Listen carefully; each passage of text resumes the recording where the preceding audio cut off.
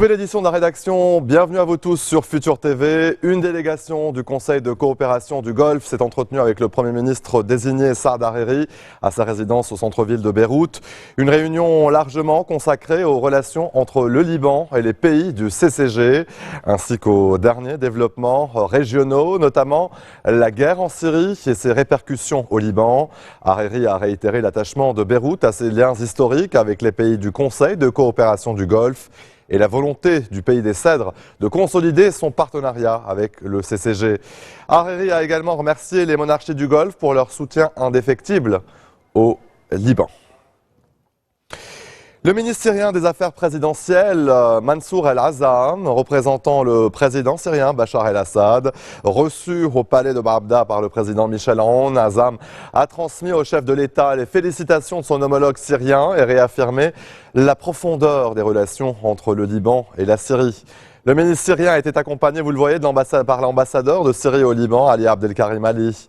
Également au palais de Baabda, l'ancien président Michel Sleiman qui a appelé son successeur à poursuivre la mise en œuvre de la déclaration de Baabda adoptée par la conférence de dialogue national tenue en juin 2012. Le texte rappelle entre autres la distanciation du Liban à l'égard des conflits régionaux et la nécessité d'élaborer une stratégie nationale de défense. Le président du Parlement, Nabi Berri, a accusé ce lundi le chef des forces libanaises, Samir Jarja, de pousser certaines formations politiques dans l'opposition au gouvernement. Selon Berri, Jarja essaye de contrôler le nouveau gouvernement en ignorant l'intérêt national qui exige la composition d'une équipe ministérielle d'union nationale. Le leader du mouvement Amal soupçonne le chef des FL de vouloir écarter du gouvernement le chef des Maradas, Sleiman Frangieh, candidat malheureux à l'élection présidentielle, et les Kataeb qui n'ont pas soutenu la candidature de Michel Aoun. Dans le reste de l'actualité, une opération sur Bashika a été lancée ce matin très tôt par les Peshmerga. Ces militaires kurdes alliés à l'armée irakienne font beaucoup pour reprendre aux djihadistes les faubourgs de Mossoul, le dernier fief irakien de l'État islamique. Les forces d'élite sont déjà dans la ville, mais sa région n'est pas totalement libérée. Dans les quartiers est de Mossoul, c'est un vrai corps à corps entre commandos irakiens et djihadistes qui a commencé. Hier, l'armée irakienne a fait tomber le drapeau des terroristes à Hammam el-Alil, au sud de Mossoul. Les explications de Julie Jargot. Le drapeau noir de l'organisation de l'État islamique tombe. À Hammam el-Alil, au sud de Mossoul, les soldats de l'armée irakienne sont accueillis en héros. Après des jours de combats acharnés, les forces pro-gouvernementales ont libéré une partie de la ville des griffes du groupe djihadiste. Une reprise stratégique leur ouvrant la voie à un nouveau front vers Mossoul. Dans le fief de l'organisation terroriste, l'armée irakienne se heurte à une forte résistance.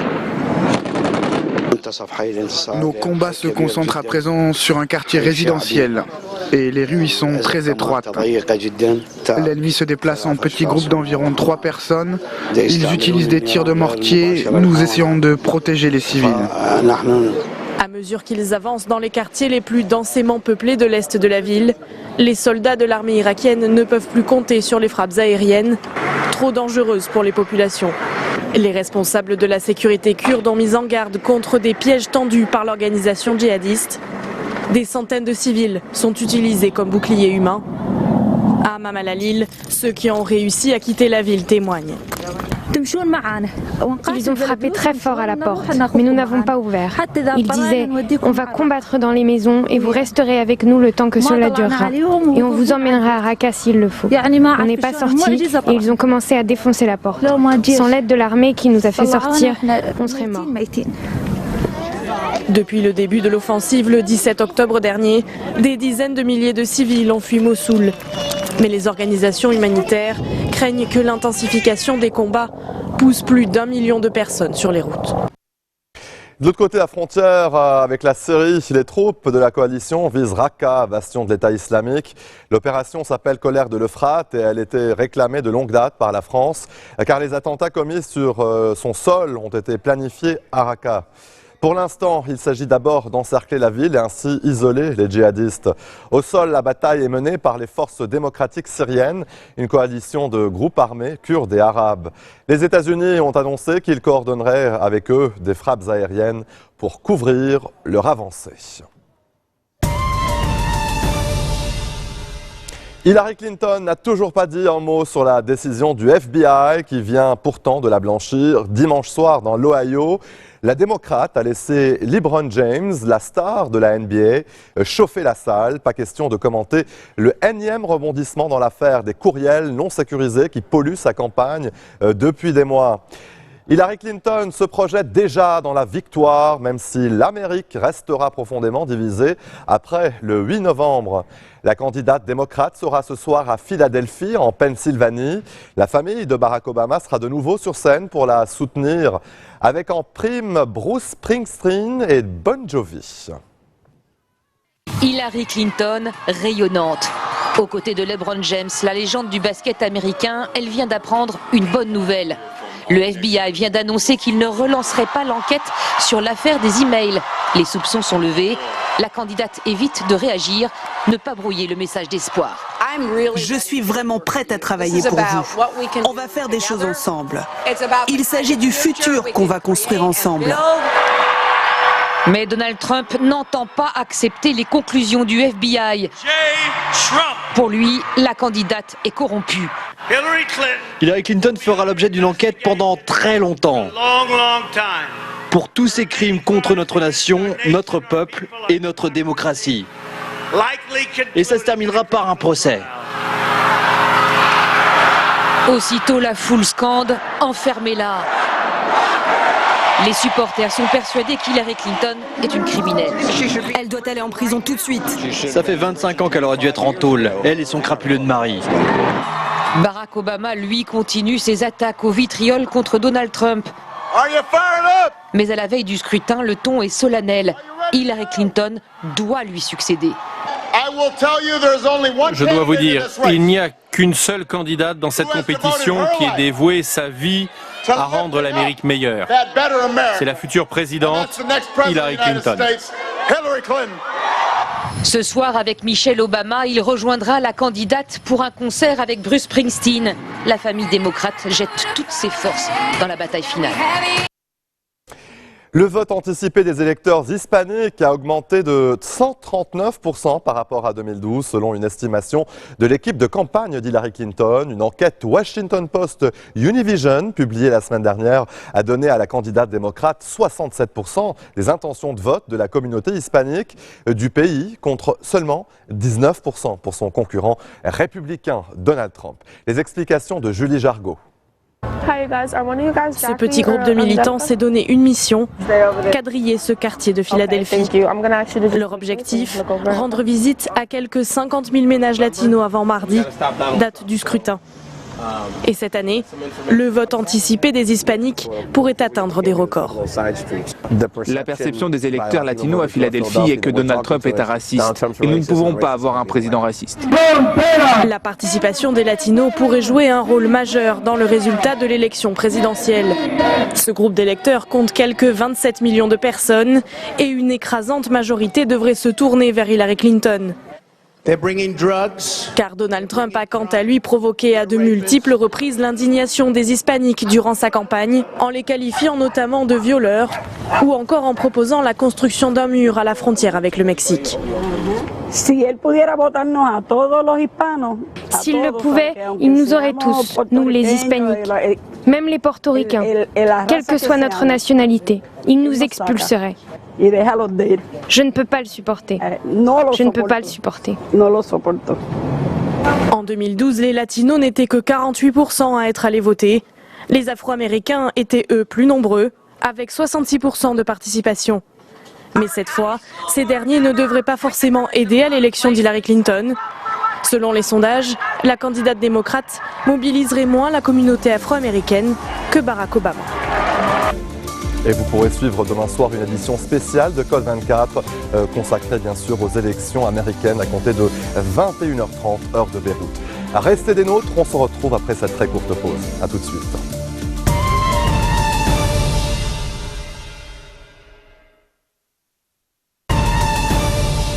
Retour sur le plateau de l'info, Marrakech, au Maroc, accueille jusqu'au 18 novembre la 22e conférence de la Convention cadre des Nations Unies sur les changements climatiques, la COP22. Ce rendez-vous annuel, qui doit être celui du passage à l'action, va devoir préparer et organiser la mise en marche du pacte mondial de lutte contre le réchauffement climatique, dont les objectifs ont été fixés dans l'accord de Paris. À Marrakech, il faudra donc faire émerger une feuille de route claire pour être prêt. Il faudra également organiser la mobilisation des 100 milliards de dollars annuels nécessaires au soutien des pays en développement par les pays développés. Le récit d'Axel Simon. J'ai l'honneur de déclarer ouverte la COP 22. C'est la présidente de la COP 21, la précédente conférence sur le changement climatique, qui inaugure celle de Marrakech, un an après l'accord de Paris. Après avoir rappelé le caractère historique de ce traité, Ségolène Royal a réclamé l'instauration d'une justice climatique. Et pour cela, l'urgence concerne désormais le continent africain. La COP 22 est une COP africaine. Et c'est là que se trouve la priorité et l'espérance. Oui, le changement climatique en Afrique est le plus cruel et le plus injuste. Car à Marrakech, il va falloir passer des promesses aux actes et prévoir les conditions d'application de l'accord de Paris, sous une nouvelle présidence, celle de Salah Eddine Mezouar.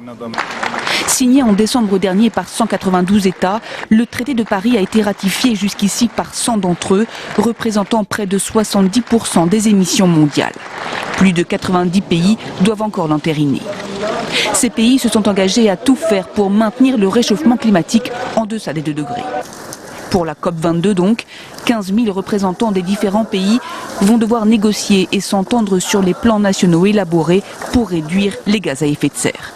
Avec des questions très concrètes, comment créer un thermomètre commun capable de mesurer les efforts de chacun? Autre point, trouver les 100 milliards de dollars par an promis par les pays riches pour aider les plus pauvres à s'adapter au changement climatique. La COP22 sera donc un test grandeur nature, révélateur de la volonté réelle des États. Dans le reste de l'actualité internationale, 2 députés du Parlement local de Hong Kong ont été déchus de leur mandat de facto sur décision du Parlement chinois. Élus en septembre dernier au Conseil législatif, ces 2 indépendantistes hongkongais avaient vu leur prestation de serment rejetée après l'avoir délibérément mal effectuée, profitant de cette tribune pour provoquer Pékin et plaider leur cause. Ils ne pourront donc pas prêter serment une deuxième fois, vient d'acter l'Assemblée nationale populaire de Chine lundi, alors que les protestations ont repris sur place. Axel May. Derrière leur allure d'étudiants, Yeo Wei-ching et Ba Jiolong n'hésitent pas à défier Pékin. Élus au Parlement de Hong Kong en septembre, ils avaient ensuite, au moment de leur prestation de serment, dénoncé la mainmise de la Chine sur l'ancienne colonie britannique avec cette bannière « Hong Kong n'est pas la Chine ». Et finalement, les autorités pékinoises ont décidé ce lundi d'invalider leur prestation de serment et par conséquent de leur interdire de siéger au Parlement local. Le gouvernement central a une attitude ferme et claire face aux forces indépendantistes de Hong Kong. Le chef de l'exécutif hongkongais a immédiatement réagi, appelant à respecter la décision de Pékin. Mon gouvernement et moi respecterons pleinement cette décision. De fait, Hong Kong est une partie inaliénable de la Chine.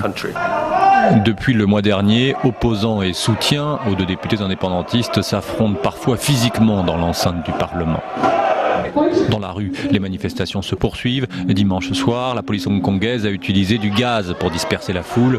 Les autorités ne veulent pas revivre les mobilisations massives survenues il y a 2 ans où 2 mois durant, des manifestants pro-démocratie avaient paralysé le centre de Hong Kong, dénonçant déjà la mainmise de Pékin.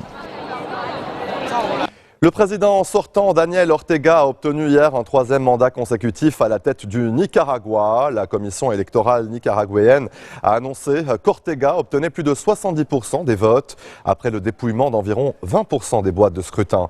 L'opposition, écartée par la justice avant l'élection, crie à la supercherie.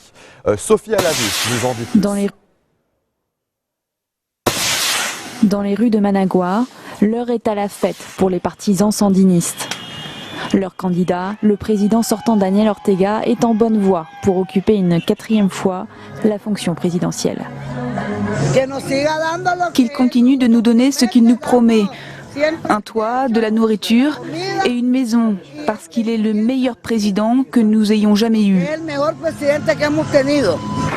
Une élection où l'opposition brille par son absence. En juin dernier, une décision de justice écarte du scrutin les principaux partis d'opposition, laissant la voie libre à Daniel Ortega. L'ancien guerriero, âgé aujourd'hui de 70 ans, n'est apparu publiquement qu'à 2 reprises au cours de la campagne présidentielle. C'est un vote pour la paix, la stabilité et la sécurité des familles du Nicaragua. Leader de la révolution sandiniste qui mit fin à la dictature d'Anastasio Somoza en 1979, Daniel Ortega a fondé sa popularité sur la mise en place de nombreux programmes sociaux. La Banque mondiale reconnaît que son action a permis de réduire la pauvreté au Nicaragua. Les critiques portent plutôt sur les dérives népotiques d'Ortega. Le dirigeant n'a pas hésité à placer ses fils à des postes clés de l'économie. Et celle qui brigue la vice-présidence à ses côtés n'est autre que son épouse, Rosaria Murillo. Une emprise du clan Ortega sur le pays qui inquiète de plus en plus la communauté internationale. En 2014, Daniel Ortega va jusqu'à réformer la Constitution pour assurer sa réélection de manière illimitée. Et c'est la fin de ce journal, le rappel des titres. Une délégation du Conseil de coopération du Golfe rencontre Saad Hariri, le Premier ministre désigné, qui a réitéré l'attachement de Beyrouth à ses liens historiques avec les pays du CCG. Le président du Parlement, Nabil Berri, accuse le chef des forces libanaises, Samir Jarjar, de pousser certaines formations politiques dans l'opposition au gouvernement. Et Marrakech accueille jusqu'au 18 novembre la COP22, objectif organiser la mise en marche du pacte mondial de lutte contre le réchauffement climatique, dont les objectifs ont été fixés dans l'accord de Paris. Merci de votre attention, restez des nôtres pour la suite de vos programmes.